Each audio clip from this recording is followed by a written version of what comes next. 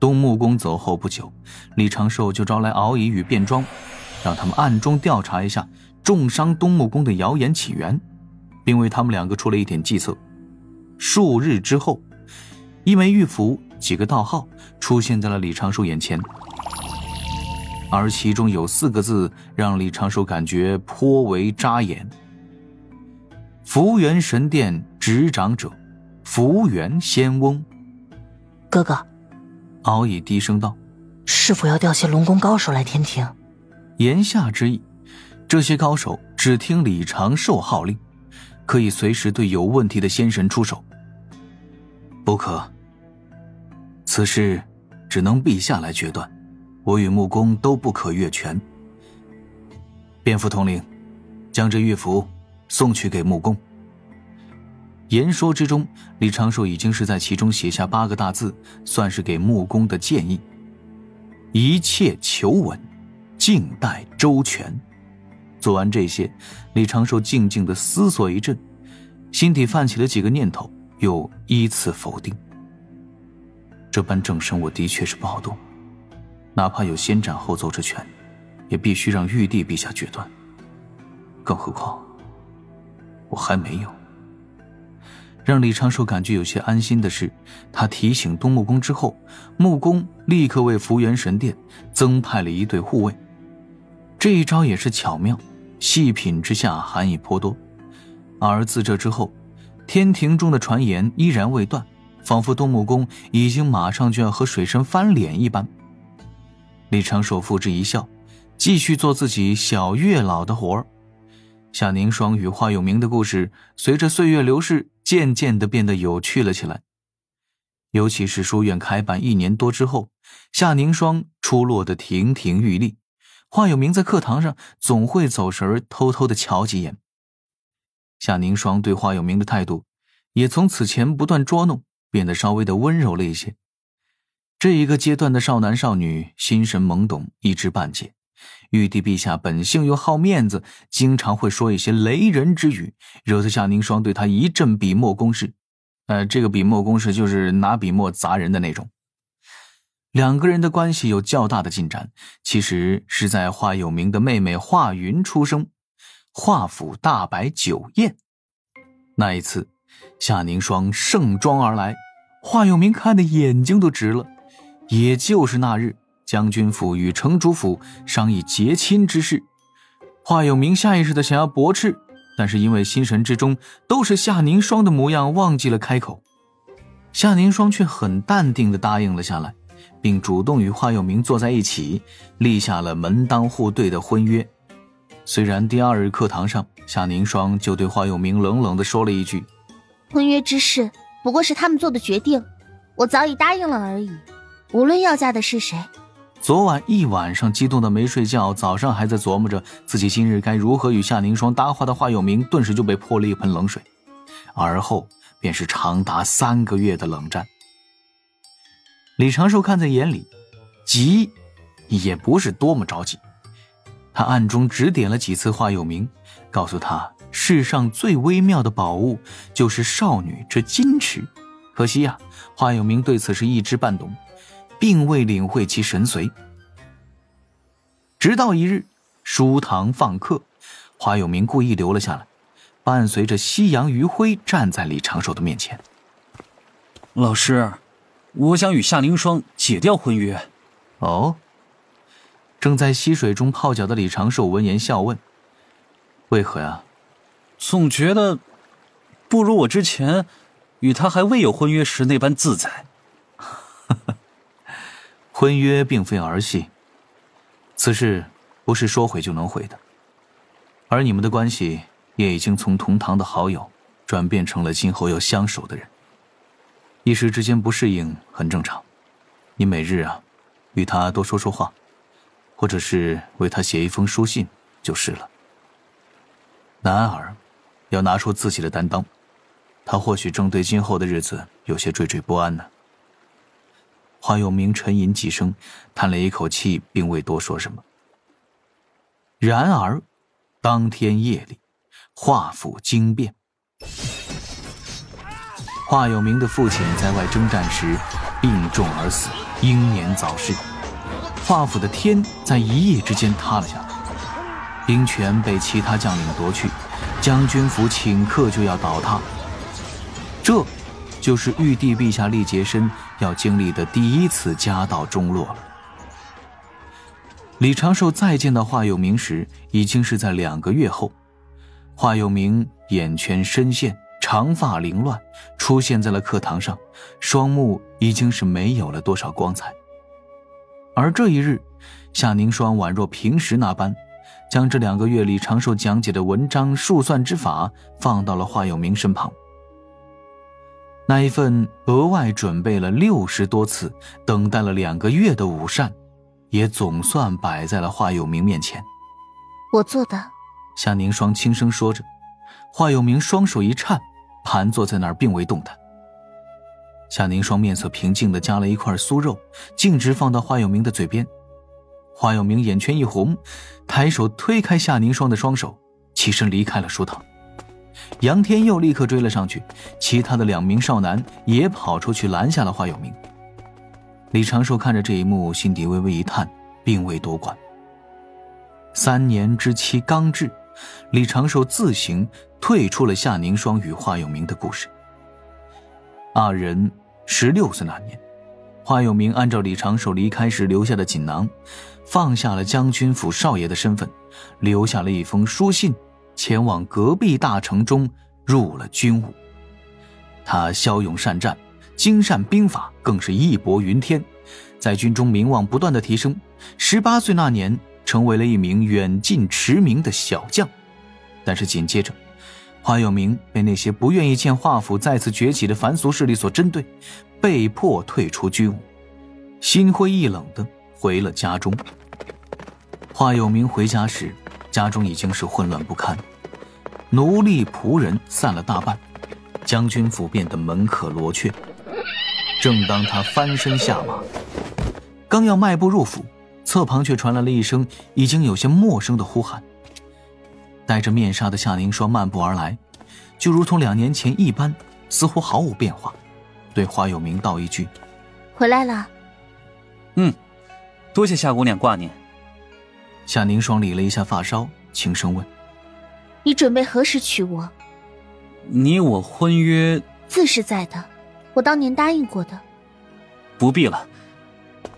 华有明摇摇头，转身而去，已非当年那个少年的他，此刻并未回头。我华有明今日已不配你这般。夏凝霜并未多说什么，在将军府前站了许久。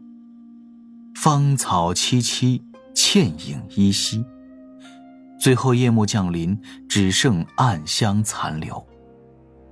或许是华有明命格太强，能影响无数生灵的命途。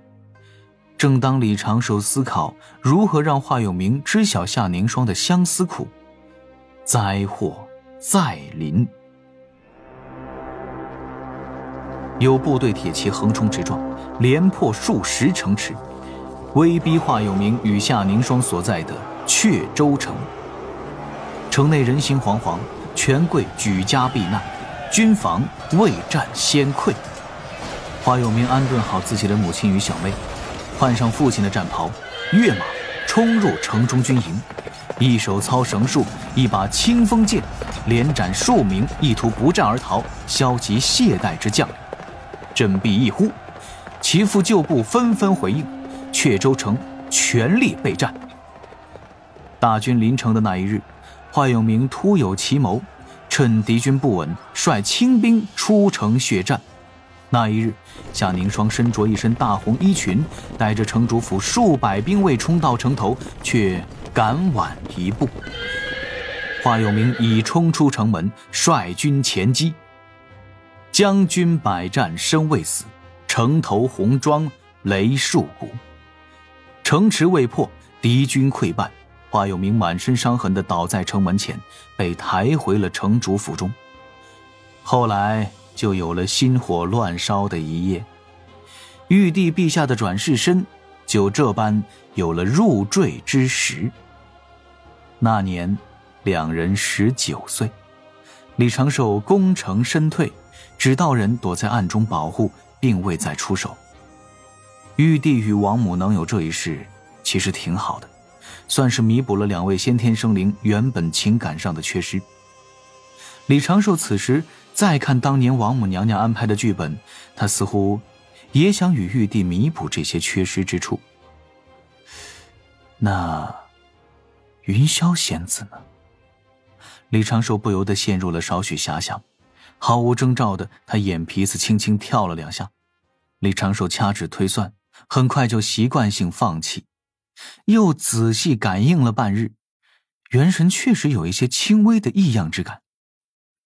到了他这般修为境界，虽然称不上大能大神通者，但是这般感应绝非是空穴来风，定是有什么事在发生。大劫将临，为此李长寿第一时间去找了白泽，握着白泽的长羽，让白泽仔细地感应了一阵，给出的结论却是一切如常，水神自身并无灾祸。可否推算一下有无大劫征兆？善。白泽笑着答应一声，缓缓闭上双眼。不多时，白泽眉头一皱，一缕发丝般粗细的紫色雷霆凭空出现，砸在白泽身前。白泽的额头顿时布满冷汗，睁眼看向李长寿。天机突然乱了。天机一乱，大劫将至。手中掌握着封神大劫几个风向标的李长寿着实是有些猝不及防。刚刚白泽身前的那一道落雷，不只是让白泽惊出满身冷汗，也让李长寿的道心一震。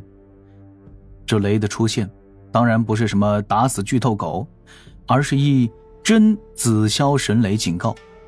天道在警告白泽，推演天机测算吉凶时悠着点儿，若是干扰了大劫运转，那就真的是紫霄神雷落在头顶了。李长寿抱着胳膊一阵思索，心底却泛起了有些奇怪的念头。为何会是现在？封神大劫，不是玉帝被三教弟子侮辱，从而去紫霄宫中告状，道祖降下的吗？若从这个角度分析，此时天地间的生灵之力已经到了某个临界值，从而引发天道降下大劫。但大劫还在酝酿，尚未定下劫难的形式与内容。这里面的操作空间……又是一道粗如拇指的落雷凭空出现，将黑赤峰照得透亮，直接砸在了李长寿的脚尖前。这想都不能想的吗？李长寿顿时打消了自己心底的那一点大胆的想法，对着空中摇摇欲拜，同样是惊出了满身大汗。稍醒，李长寿与白泽蹲在水潭旁，各自把双手揣在袖子中，想开口，一时之间又有些犹豫，万一说错话。白先生。李长寿刚开口，白泽立刻哆嗦了几下，左右张望着，眼底满是惊悸。时辰，你刚才那是在想什么？这能说吗？对，说了咱俩定会化作劫灰啊。白泽轻轻地舒了一口气，此时连说话都变得小心翼翼了，不知该如何开口。白先生，你有没有那种想离开此地的冲动？并未。白泽仔细地感受了一阵，很认真地摇了摇头。我觉得这里挺舒服的。凭神通？此地无比舒心。李长寿心底不由放下了半块石头。渡仙门此时应当是没有什么危机，但是白泽的神通是与天机息息相关，不能排除白泽因天机混乱，感应出现错乱。白泽仔细地打量了李长寿一阵，笑着问：水神可是有些着慌了？并未，只是有些突然。李长寿笑了笑，继续蹲在那儿沉思。不管如何，劫运已经出现，天机被蒙蔽，推算之法和占卜之法已经不可靠。天道老爷刚刚直接警告了我和白泽，种种迹象表明，我接下来的路绝对不好走。两个人又蹲了一阵，白泽道：要不去找圣人老爷商量下？圣人老爷如果有事，都是直接吩咐于我。罢了，我先回天庭看看是哪般情形。白先生还请帮我看好渡仙门。水神不必太过忧心，大劫降临应该还有一段时日，此时只不过是形成了劫运。想必此刻善推算且正推算之人已感受到了天机之变化。道门三教多有高人，应当都已经察觉到了此间不同。我只是去天庭看看也无异状，白先生不必担心。这般做多错多的道理，我自是明白的。李长寿含笑点头，驾云回了小琼峰。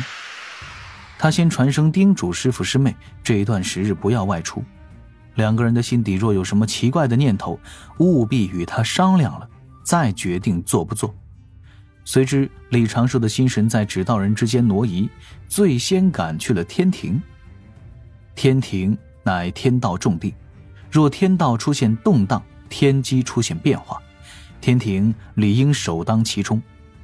先时自水神府蔓延去了各处，李长寿看到了正在与天将开心摔跤的灵珠子，看到了远处路过的巡逻天兵，看到了一名名伴着欢声笑语的仙子们，似乎一切如常。